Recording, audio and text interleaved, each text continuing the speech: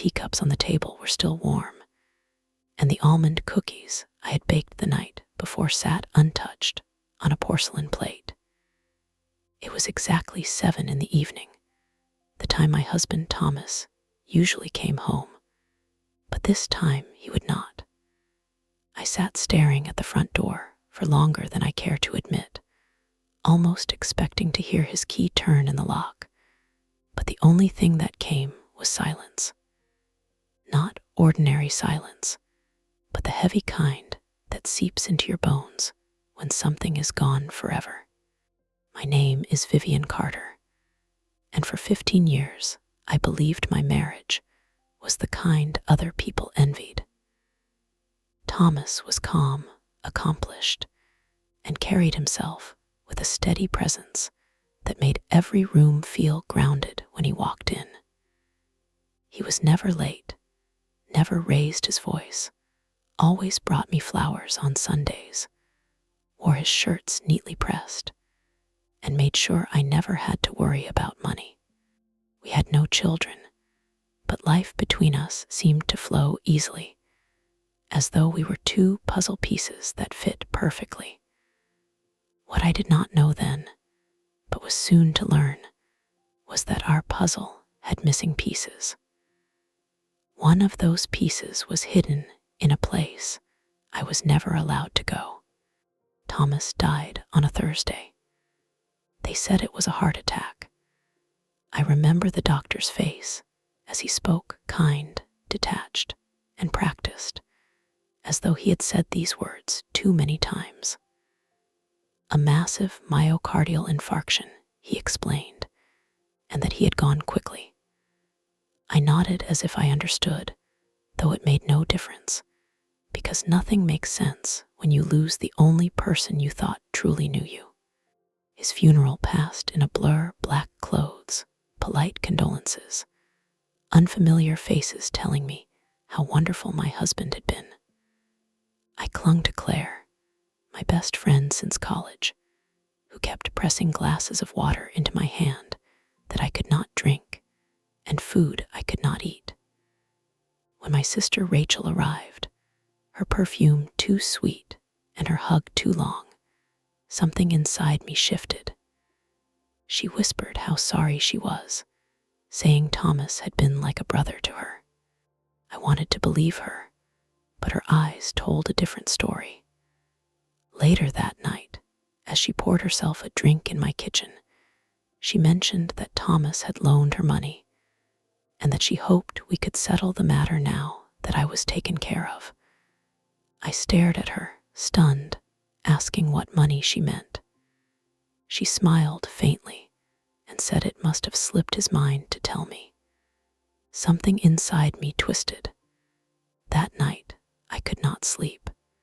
I wandered through our house, touching the furniture as though it could answer the questions crowding my mind, the bookshelves, the polished floors, the framed wedding photo that suddenly felt like it belonged to strangers.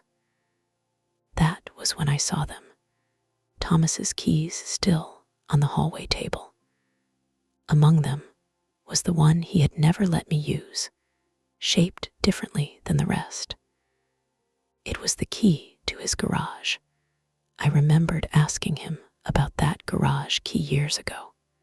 He had only smiled and said there was nothing interesting inside, just tools and grease, and that I wouldn't like it.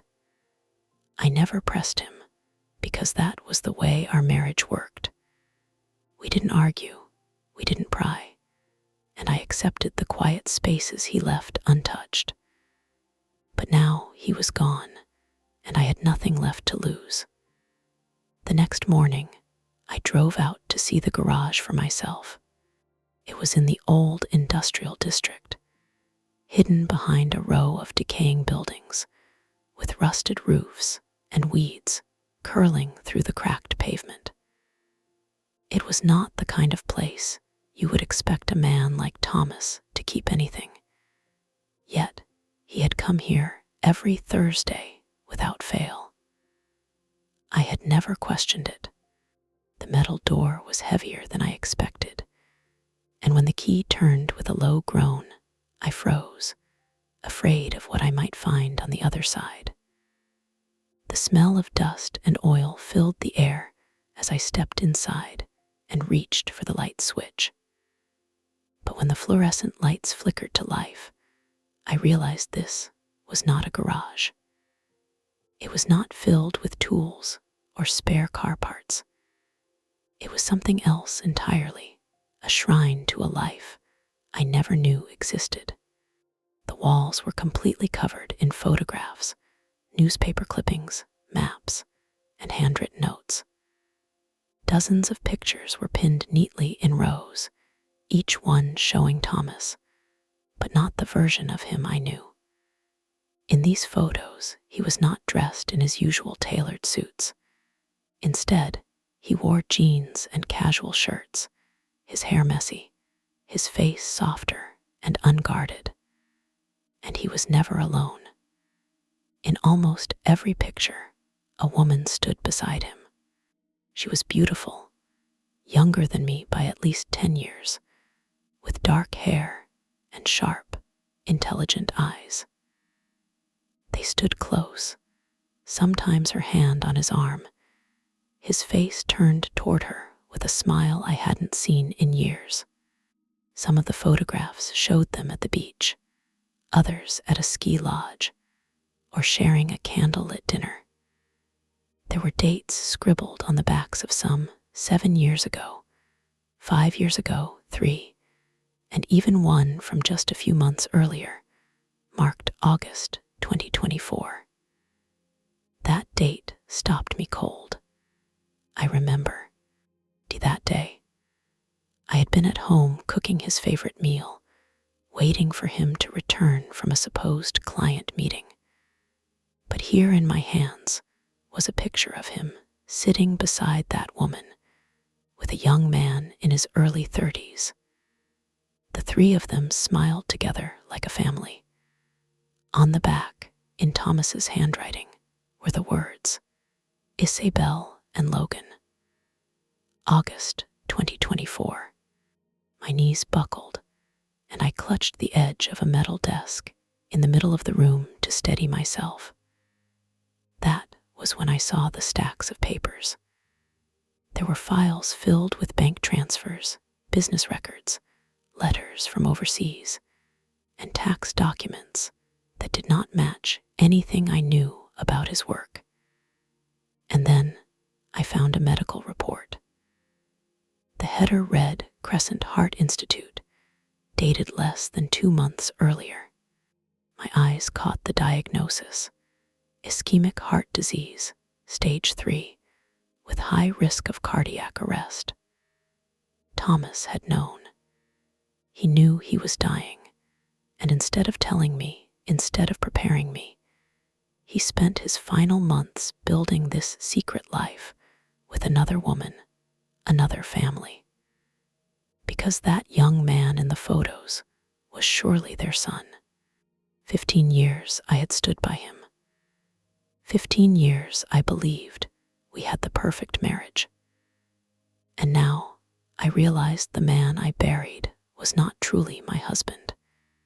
He was a stranger who had looked me in the eyes the night before his death, handed me a velvet box with a sapphire necklace, kissed my cheek, and told me I was the only one for him. I staggered back toward the door, gasping for air as my chest tightened. I did not know who I was anymore. I did not know what my life meant now that it had been built on lies. And that was when I heard it, soft footsteps behind me, careful and hesitant, as though someone did not want to be heard. I turned sharply, my heart hammering, and standing in the doorway was the young man from the photographs. The young man stood in the doorway, his dark hair catching the dim light, his jawline sharp, his eyes intense and unreadable. For a moment, I could not breathe. It was like staring at a ghost, because those eyes, they were Thomas's eyes, the same steady gaze that had once made me feel safe. My pulse pounded too loudly in my ears to register his words at first, but then I heard him speak my name. "Vivian Carter," he said calmly. I did not answer. My body was frozen, my hand gripping the desk, as though it were the only thing holding me to the earth. "I thought you might come here," he continued. "My name is Logan Myers. Thomas Carter was my father." The ground seemed to fall away beneath me. My throat went dry, and for a long moment I could not form any words. I simply stared at him, trying to understand, searching his face for truth.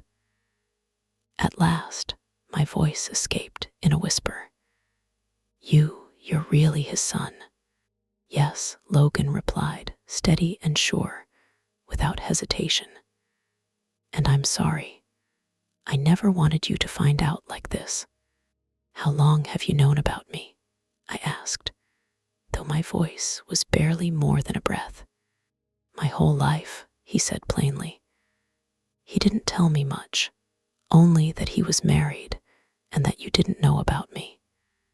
He always kept us separate. My mother respected that.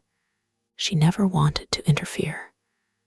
But after she passed away last year, things changed.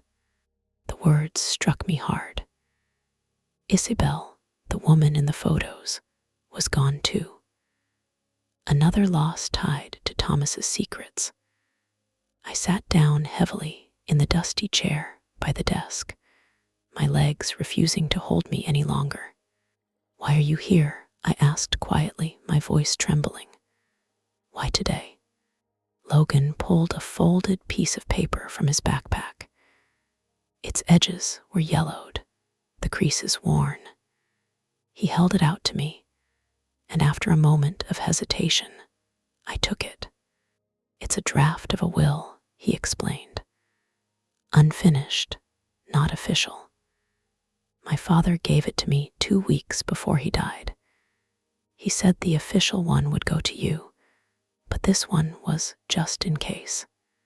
I unfolded it slowly, my hands shaking. Thomas's handwriting filled the page, familiar and steady, the same looping script that had once written me birthday notes and little reminders. The document was not notarized, only a rough division of assets and instructions. Logan's name was there, along with a company I had never heard of, Mercury South Holdings. There was also one final line: access to remaining documents secured in office vault. Code linked to personal item gifted to V. I froze, my hand instinctively reaching for my collarbone. The sapphire necklace. The gift he had given me just before he died. It had not been only a gift. It was a key. "What is Mercury South Holdings?" I asked, my voice low, still scanning the words on the paper. Logan took a slow breath. "One of his private firms, not public, not on paper. He used it to move money overseas. After my mom died, I started digging. I found transfers I couldn't trace, offshore accounts in my name that I never opened. I think he was trying to protect something for you, for me, maybe for both of us." My mouth went dry. "Why?" "Because he knew time was running out," Logan said softly. "And because he didn't trust the people he worked with." I looked up at him, my mind spinning. "What people?" Logan's expression darkened. "He never gave me names, only warnings. He said if something happened to him, someone would come looking. They'd want leverage, or whatever he left behind." I leaned back in the chair, my thoughts racing faster than I could catch them. There was another safe, another company I had never heard of, a necklace that was more than jewelry, and a man I had loved for 15 years who had lived an entire secret life outside of me. So you're saying there's more, I whispered. The will, the files, the photographs, that was only the beginning. Logan nodded slowly. Yes, I think he left it all behind, not just for us, but to protect us. I stood on shaky legs, forcing myself to look around the room again. It no longer felt like a shrine to his secret life. It felt like evidence. It felt like a warning. I need to go home, I said at last. I need the necklace. Logan met my eyes. Can I come with you, if you'll let me? I hesitated, but then nodded. Because whether I wanted to or not, this had become our story now. I did not go home right away. I could not. My head was too full, my chest too tight, and I needed space to think. So I called Claire. Within 20 minutes, I was sitting on her couch, a mug of tea in my hands that I did not drink, the sapphire necklace lying on the table between us like something dangerous. Claire did not press me for answers. She never did. She simply sat with me until I was ready to speak. And when I finally told her everything, the garage, the photographs, the young man named Logan, the unfinished will, she did not scold me or say, I told you so. She only squeezed my hand and whispered that she was sorry. But I was not ready to collapse. I was not ready to cry. What I needed were answers, and more than that, I needed someone to blame. That was why, instead of going home, I drove to Rachel's condo. It was in a shiny new building at the north end of town, with secure parking and coded gates, far nicer than she had ever been able to afford. For someone who was always complaining about money, her life looked suspiciously comfortable. My anger rose with every floor the elevator carried me. When Rachel opened the door, she was barefoot in silk pajamas, holding a glass of wine, her makeup flawless, as if she had been waiting for company. She smirked when she saw me. Well, if it isn't my grieving sister. Come to see what the widow's inheritance looks like, she teased. Cut the act, Rachel, I snapped, pushing past her into the living room. My eyes caught on a framed photograph sitting proudly on the shelf. It was Rachel and Thomas, laughing together, clinking glasses of champagne.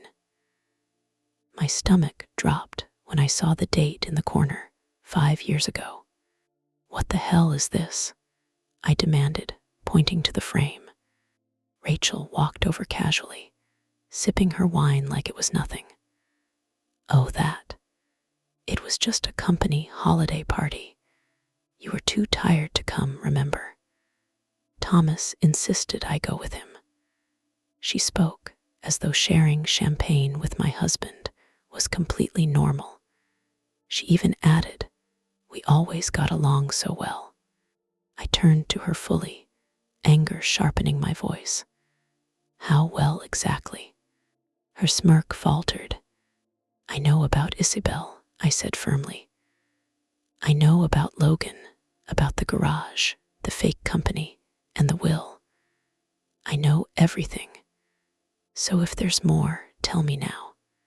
Rachel's eyes narrowed. She refilled her glass, then set it down slowly. Fine, you want the truth. She placed her hand against her stomach. I'm pregnant, and it's Thomas S. For a moment, I could not move, could not even think. She went on as if nothing had shattered in the air between us. 10 weeks. I found out a week before he died. He knew too. He said he'd take care of everything. He even told me he would leave Isabel soon. I froze. You were still seeing him even after Isabel died. Rachel shrugged, her voice casual. She was never meant to be permanent.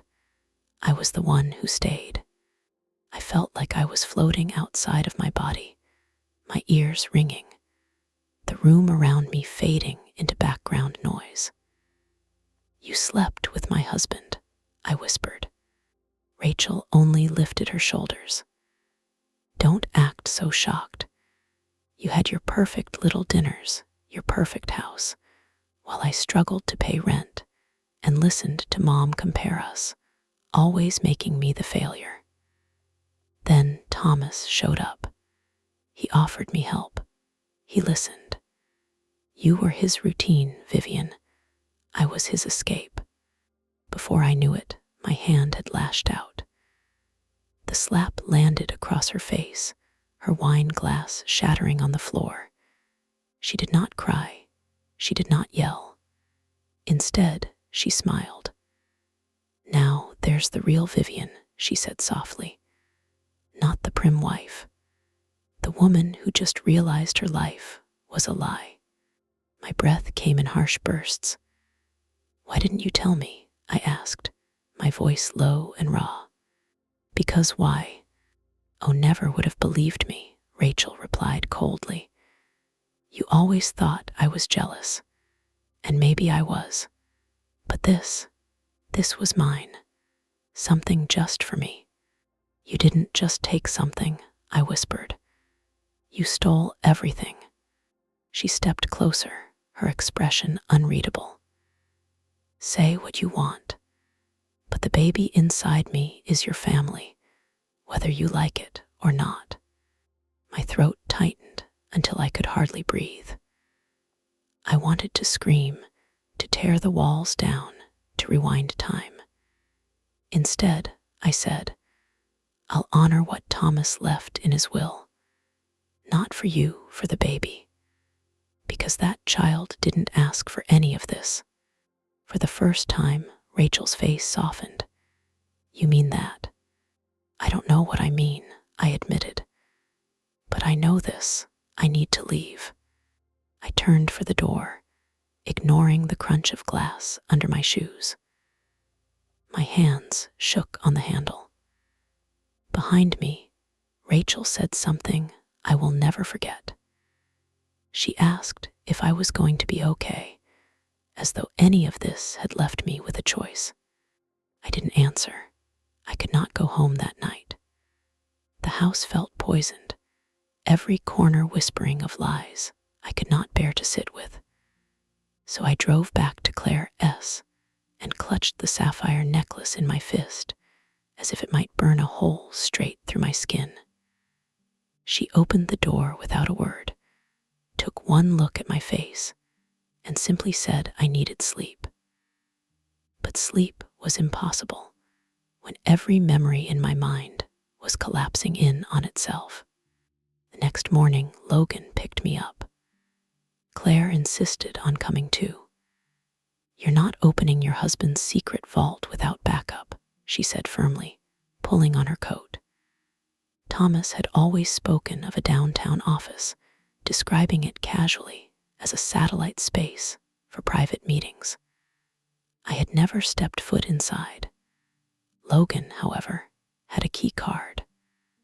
"I'm listed as a co-owner," he explained as he scanned us through security. The receptionist barely looked up. Thomas had built his life into compartments so neatly separated that no one ever questioned him. The elevator ride felt endless. On the 14th floor, Logan led us into a glass-walled office that was sleek and cold, furnished with modern pieces, but lacking any warmth. There were no photographs of me, no family pictures, no trace of a home life, only gray walls, polished surfaces, and a faint cologne I had never smelled before. Logan pointed to a large abstract painting behind the desk. "The safe is behind that." My hand trembled as I reached into my bag and pulled out the sapphire necklace. My fingers found the clasp, twisting it counterclockwise until I heard a soft click. A hidden compartment popped open on the back of the pendant, revealing a thin metal plate no bigger than a SIM card, etched with tiny numbers. Logan slid it carefully into the keypad on the safe. A beep sounded, then the heavy door unlocked. Inside were neat stacks of documents, a sleek black flash drive, a small wooden box, and a silver key attached to a tag that read, Bank Safe Deposit, Federal Trust. Logan lifted the documents first. Contracts, transfers, offshore accounts, he muttered. He wasn't just hiding money, he was moving it fast. I picked up the flash drive, but did not plug it in. Something about it felt heavier than its size, as if it carried truths I wasn't ready to face. Instead, I reached for the wooden box. Inside was a ring, simple gold with a small diamond. My breath caught. It was not mine. I had never seen it before. Inside the band was an inscription. N always. Not V, not Vivian. N for Isabel. My throat tightened. Claire whispered softly beside me, but I could barely hear her. Logan's jaw clenched and he looked away. My voice came out broken.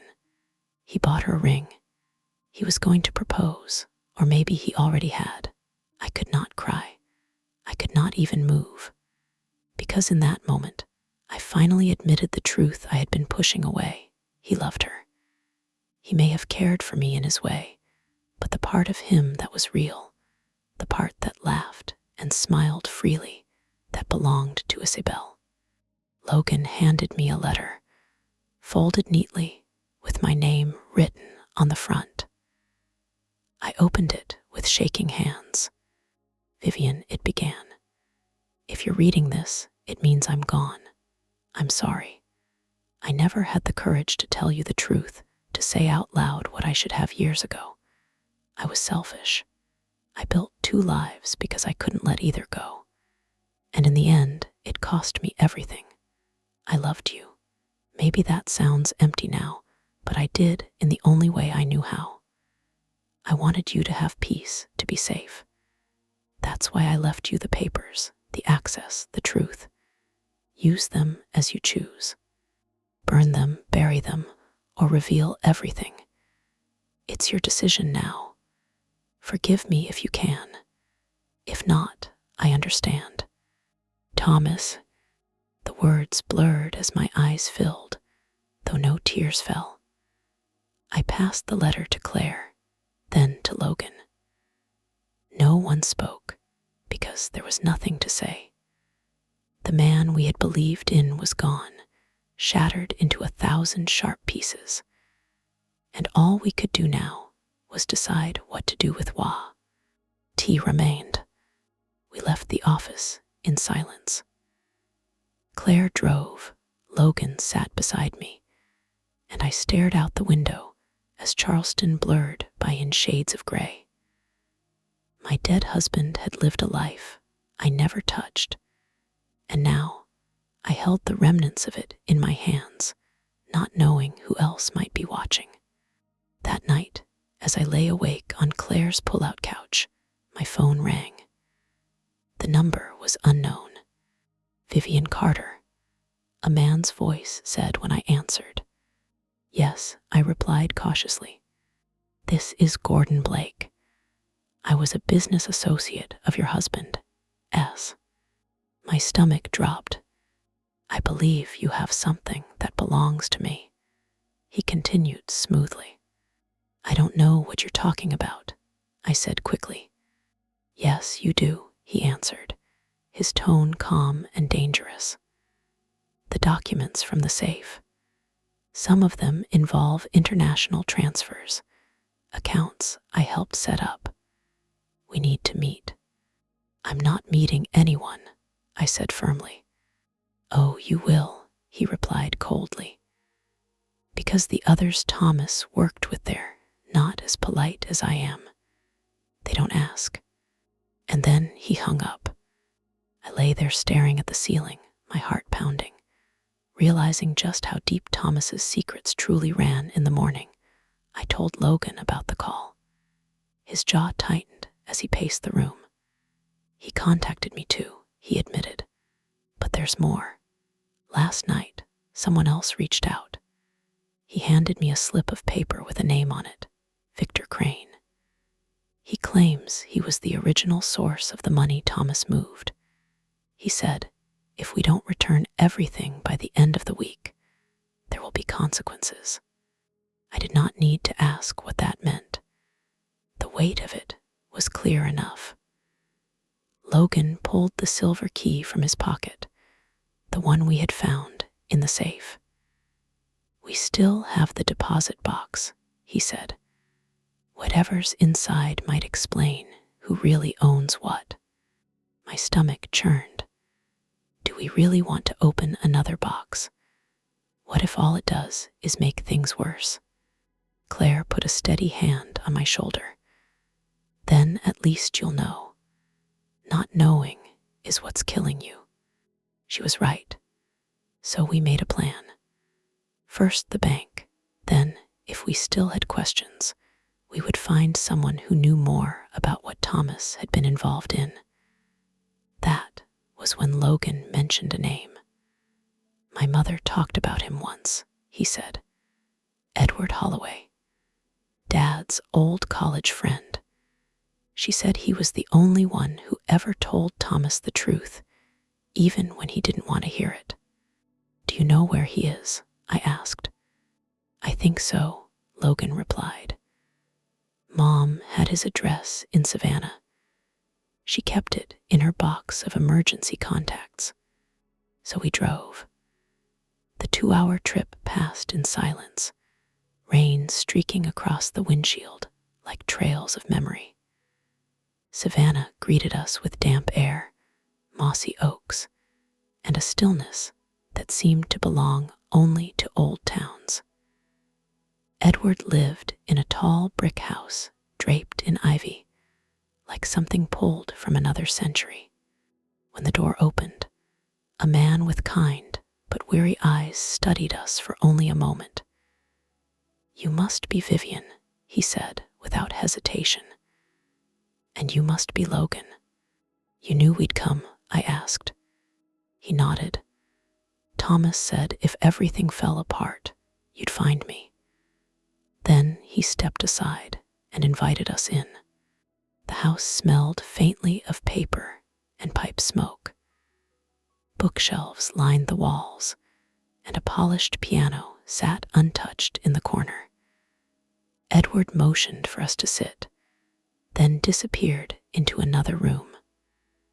When he returned, he carried a sealed envelope. He left this with me, Edward explained. Told me it was only to be opened if both of you came together. Logan and I exchanged a look. My heart thudded as I broke the seal. Inside were 2 things, a short handwritten letter and a second will. This will was different. It named the unborn child Rachel carried. It set aside 25% of Thomas's private offshore savings to be held in trust until the child turned 21. I felt the blood drain from my face. He had planned for everything, even this. He had thought about Rachel's baby, even though he never mentioned her in the document. Why would he name the child, but not Rachel? I asked quietly. Edward's voice was gentle, because he trusted the child, not the mother. Logan leaned forward, his face grim. This changes everything. Rachel can't touch that money, not legally. I looked back down at the will, and if she tries, Edward gestured toward the flash drive. Then you use that. Thomas told me it holds records of every transfer, every partner, every crime that built this empire. If anyone pushes you, you push back. Claire let out a breath beside me. You have leverage. For the first time since Thomas died, I did not feel small. I no longer felt like the wife who had been lied to, cheated on, and left in the dark. I felt like the one holding the blueprint, and that meant I had power. Logan's eyes met mine. Vivian, it's time we stop reacting. We need to make a move before Gordon or Crane does. I nodded slowly. We go to the bank. We returned to Charleston before noon and drove straight to the Federal Trust Building. It stood quietly between a law office and a historic structure, the kind of discreet place most people would pass 100 times without noticing. Claire stayed in the car, but gave me one last piece of advice. Text me if it gets strange, and if they don't let you in, cry. No banker on earth will turn away a grieving widow in tears.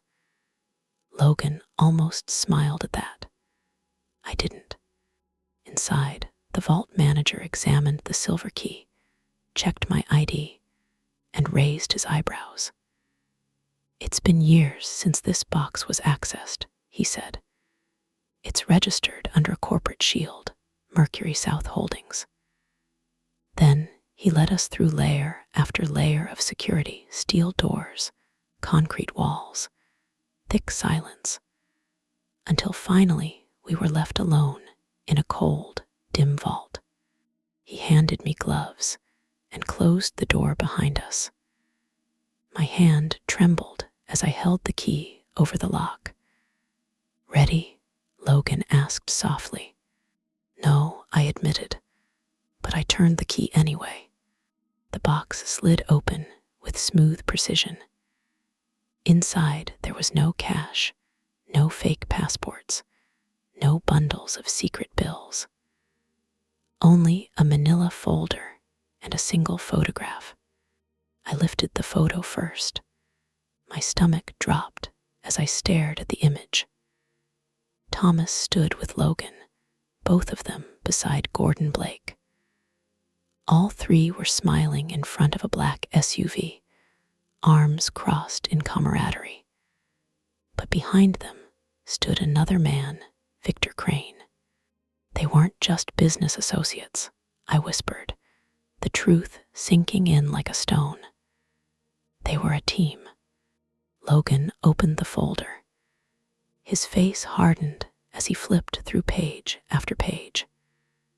Shell companies, payoffs, registrations, agreements. Then his voice sharpened as he pulled out one sheet marked in bold red letters. Crane Blackmail Insurance. It wasn't just paperwork. It was leverage. Thomas had kept proof of everything. My hands shook as I whispered the realization. He didn't just leave me a mess. He left me a weapon. Logan looked up at me, eyes steady but heavy. He didn't need to say anything. We both knew the choice was mine now. What I did with this weapon, who I aimed it at, would decide everything that came next.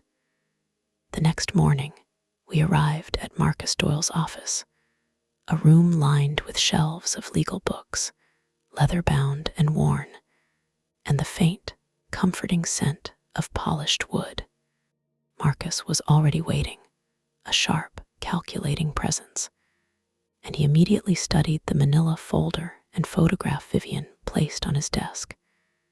His expression didn't betray surprise or judgment. Instead, he leaned back, steepling his fingers, and regarded us carefully. You understand what you're dealing with? He asked quietly. These aren't just documents. This is leverage, and it's dangerous. In the wrong hands, it can destroy lives, reputations, entire empires. Vivian's jaw tightened. I need copies. Every page, every document, every photograph. Secure copies. I have to know exactly what we're working with before anyone else sees it. Marcus raised an eyebrow, a flicker of skepticism crossing his otherwise calm demeanor. Do you realize the moment you start acting on this, Blake and Crane will notice? You're not just handling papers, you're stepping into a battlefield. I understand, Vivian said, her voice firm. That's why preparation is everything. For hours, Marcus worked meticulously, scanning documents, verifying details, and producing secure copies. Logan remained near the window, arms crossed, watching the city pulse below like a silent witness. Vivian occasionally glanced at the photograph of Thomas, Logan, and Blake, with Victor Crane lurking behind them, a frozen reminder of the dangerous forces they were about to confront. Each glance steeled her resolve, sharpening her focus. Finally, Marcus looked up. The copies are secure, and the originals are protected. But this isn't just about paperwork anymore. Leverage is only useful if you know exactly how to use it. Timing, strategy, and precision are everything. Vivian nodded slowly, already formulating her plan. She knew exactly what she wanted: confrontation, accountability, and control.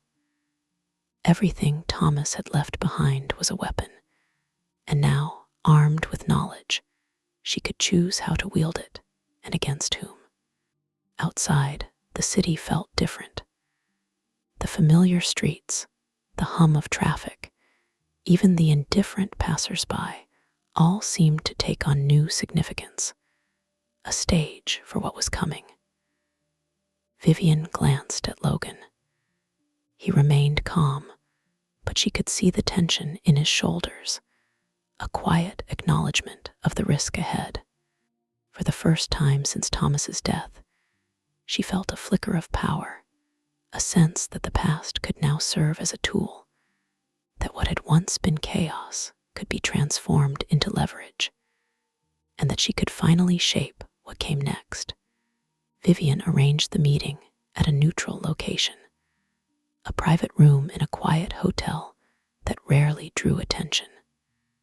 Blake arrived first, his tailored suit and controlled smile barely masking the tension in his eyes. Crane came shortly after, his presence cold, sharper, a man who seemed to measure every word and movement before speaking. Vivian stood between them, Logan at her side, and placed the folder and photograph on the table. The weight of the evidence seemed almost physical, filling the room with an unspoken authority. Blake's smile faltered as he glanced at the documents, and then at Crane. I don't know what you think you're doing with those, he said carefully, his voice smooth but strained. Crane's eyes narrowed, scanning the pages as if sheer focus could erase the proof before him. Vivian remained calm, letting the silence stretch. Every moment of hesitation on their part gave her power. She didn't need to raise her voice or threaten. The facts themselves carried the weight of judgment. I'm not here to trade pleasantries, Vivian said evenly, her voice cutting through the tension. Thomas left this for me. Every shell company, every payoff, every hidden agreement is documented. I know everything. This isn't about revenge, it's about accountability. Blake shifted uneasily, and Crane's jaw tightened. For years, they had hidden behind secrecy and clever manipulation, believing their actions untouchable.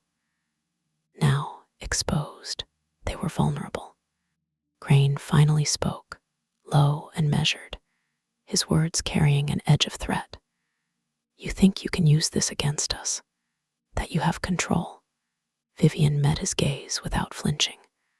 I don't need control. I need to show that the truth exists, that it cannot be buried. Thomas didn't leave me a mess. He left me the means to prevent what you've done from continuing. Blake exchanged a glance, with Crane, tension thickening the room, the first flicker of fear passing between them. Logan, silent until now, leaned forward slightly. This isn't empty threats. You know she means it, and you know Thomas meant it. You can't ignore it. You can't escape it. The choice is yours. The two men exchanged another look, the first true acknowledgement that the rules had changed and that the balance of power had shifted. Vivian's hands rested lightly on the table, steady and unshakable, the folder between them acting as both shield and sword. For the first time, Blake and Crane felt exposed, vulnerable in a way they hadn't in years. Vivian didn't need to raise her voice or make demands. The evidence, meticulously compiled, did it all. As the room hung heavy with unspoken recognition, Vivian understood that the weapon Thomas left her wasn't just for confrontation. It was for control, for shaping what came next, for ensuring that no matter how clever her adversaries had been, the truth would always have the final word. After the meeting, Vivian and Logan returned to a quieter, safer location to regroup. The confrontation had left a heavy, electric tension in the air, and for a moment, neither of them spoke.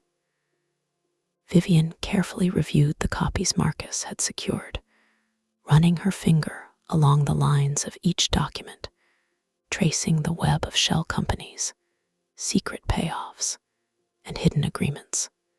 She realized that Thomas hadn't just left her evidence, he had left her a map of leverage, a way to move through the shadows of power that Blake and Crane had controlled for years. Every payoff, every clandestine registration, every contract offered her options, choices that could bend these men to her will without firing a single shot. Logan watched her quietly, understanding that this was more than strategy. It was about reclaiming control, about transforming grief into power. Vivian leaned back, her mind calculating. She could expose the information publicly, but that risked chaos. She could confront them privately, using only the knowledge that Thomas had preserved, forcing them to act according to her terms. The choice wasn't just tactical, it was psychological. She could make them fear consequences without ever needing to strike directly. The next few days became a careful dance. Vivian crafted letters, set up controlled meetings, and tested reactions, always keeping the folders close, always measuring the weight of the threat. Blake and Crane shifted subtly in response, tentative, cautious, their confidence shaken. Vivian realized that power wasn't about violence. It was about anticipation, precision, and patience. Thomas had understood that, and now, armed with his foresight, she was learning it too. By the end of the week, the balance had shifted. Blake and Crane began making concessions, subtle but significant, each one a victory for Vivian, without a single compromise of her own integrity. She realized that the weapon Thomas left her wasn't just proof, it was authority, an unspoken command that reshaped how the two men moved, spoke, and thought. For the first time, she felt the full scope of what Thomas had intended. She could protect herself, her allies, and her future, not through force, but through understanding, leverage, and the quiet, unrelenting presence of truth. And with that clarity, Vivian understood something else. This was only the beginning. Blake and Crane were cautious now, but the game had deeper layers. With Logan at her side, her mind sharp, and Thomas's legacy guiding her hand, she was ready to navigate the next level, to turn every hidden weakness into opportunity, and to finally ensure that no one would ever underestimate what she could do with the weapon he had left behind. Vivian's next move was calculated, deliberate. She arranged a series of private meetings, each carefully structured to unsettle Blake and Crane without exposing her hand entirely. The first meeting was short, formal, just enough to remind them that she had the evidence and that she understood the full scope of their operations. She spoke calmly, almost casually, as if reviewing contracts over coffee, but the weight behind her words was unmistakable. Blake shifted in his seat, Crane's hands clenched on the table, both men acutely aware that Vivian now held the narrative. In the days that followed, she began to apply subtle pressure. Payments were delayed, agreements renegotiated, and backdoor deals quietly undone. Every concession, every tremor in their confidence was logged, analyzed, and used to tighten her advantage. Vivian realized that the power Thomas had left her wasn't just in the folder. It was in timing, observation, and patience. She never raised her voice. She didn't need to. The threat was implicit in her knowledge, in her calm, unwavering presence. Blake and Crane could sense it, and it unnerved them more than any direct confrontation ever could. Logan stood beside her through every step, a silent partner, a steady anchor. He watched, calculated, and occasionally intervened, but always with precision. Together, they mapped the reactions, adjusted their approach, and turned every hesitation from Blake and Crane into leverage for the next move. The city around them continued its indifferent rhythm, unaware that in quiet offices, boardrooms, and back rooms, the balance of power was shifting decisively.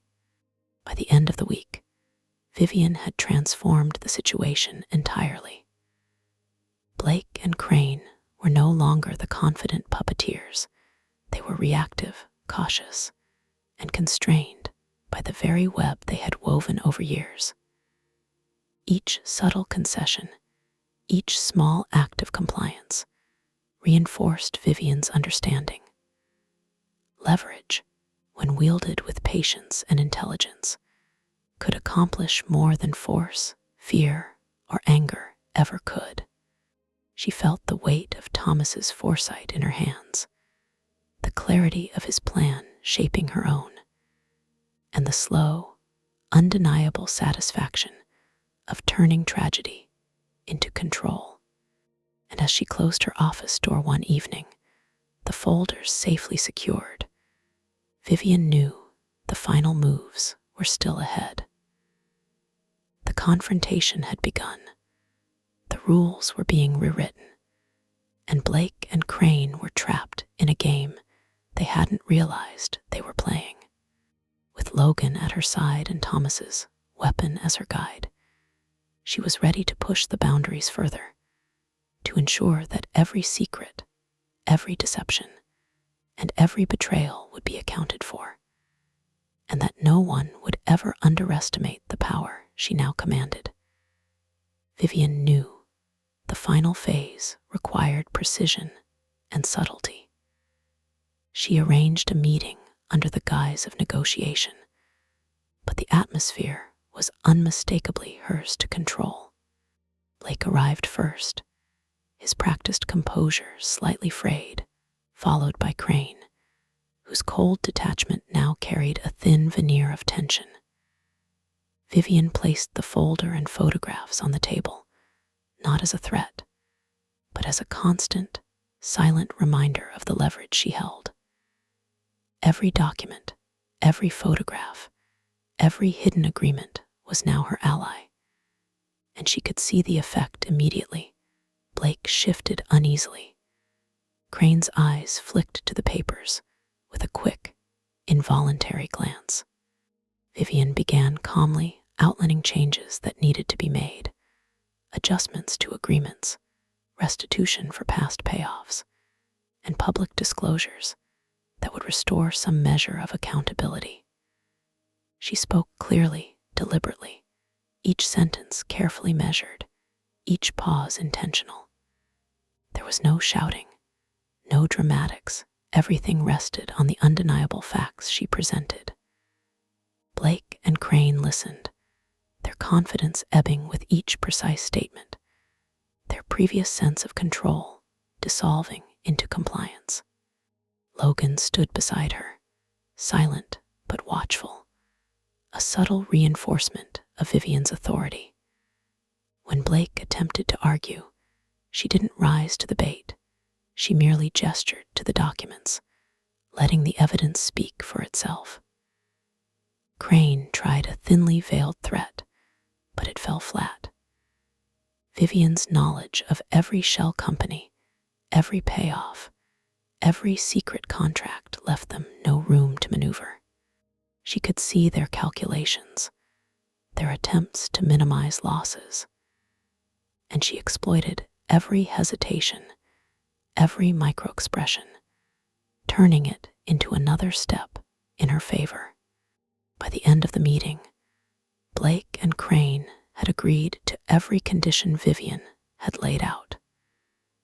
The concessions were significant: financial accountability, structural transparency, and a quiet acknowledgement that the past misdeeds would no longer remain hidden. Vivian didn't celebrate. She simply gathered the folders and left, knowing that the balance had finally shifted. Blake and Crane were no longer the manipulators. They were now the constrained participants in a game they hadn't realized they were losing. As she walked out into the city streets with Logan, the sun falling low across the skyline, Vivian felt the weight of control settle comfortably on her shoulders. Thomas's weapon, the evidence he had preserved, had done exactly what he intended. It had turned chaos into leverage, grief into strategy, and exposure into authority. And now, with the final concession secured, she knew that nothing could catch her unprepared. The path ahead would be challenging, yes, but she had proof, strategy, and patience. Most importantly, she had the clarity that every move she made now was deliberate, decisive, and entirely in her hands.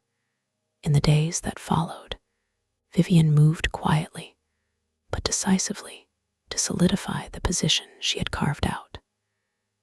She ensured that copies of the critical documents were stored securely with Marcus Doyle, with multiple redundancies, each one under the strictest protection, and each one capable of being deployed if Blake or Crane attempted to backtrack.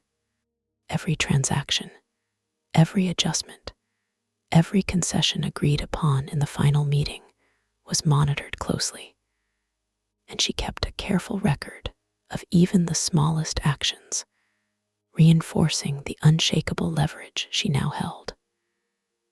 The city around her went about its usual rhythm, oblivious to the slow, meticulous tightening of power happening in offices, vaults, and legal corridors. Blake and Crane remained constrained by the evidence, their movements cautious, their dealings carefully monitored. Vivian never needed to confront them directly again. The knowledge she held, the proof Thomas had left behind, acted as an invisible hand guiding their actions. Each attempt to maneuver, each hesitation, each carefully measured compromise was now predictable and could be used to her advantage. She had turned what had once been chaos into a structured network of control, where every secret, every hidden misstep served as a check on their behavior. Logan remained a steady presence, a silent partner who could act if needed, but who also reinforced her authority through his vigilance. Together, they moved like a force of quiet inevitability, ensuring that the structures Blake and Crane had relied upon for years could no longer shield them from accountability. Every phone call, every signature, every minor decision they made was influenced, subtly but effectively, by the weight of the truth Vivian now controlled. Vivian understood that this victory was not merely about retribution. It was about establishing a system in which power and accountability were balanced, a framework in which deceit could no longer operate freely. She had learned, through Thomas's foresight and the precision of her own strategy, that leverage was not a weapon to be wielded violently, but a tool to guide, to shape, and to secure. She could see the effects already. Blake and Crane walked more cautiously, made concessions more willingly, and could no longer manipulate the world around them without first considering the consequences of their actions. And so, as she finally allowed herself a quiet moment of reflection, Vivian realized that what Thomas had left her was more than a set of documents or a weapon of leverage. It was clarity, foresight, and the power to ensure that justice, subtle but unyielding, could always prevail. The city's hum continued outside her window, unchanged and indifferent. But inside, Vivian had transformed grief into strategy, betrayal into authority, and uncertainty into complete, unassailable control. For the first time since Thomas's death, she felt not only capable, but unstoppable, guided by the careful hand of truth and the foresight of the man who had left her everything she needed to succeed.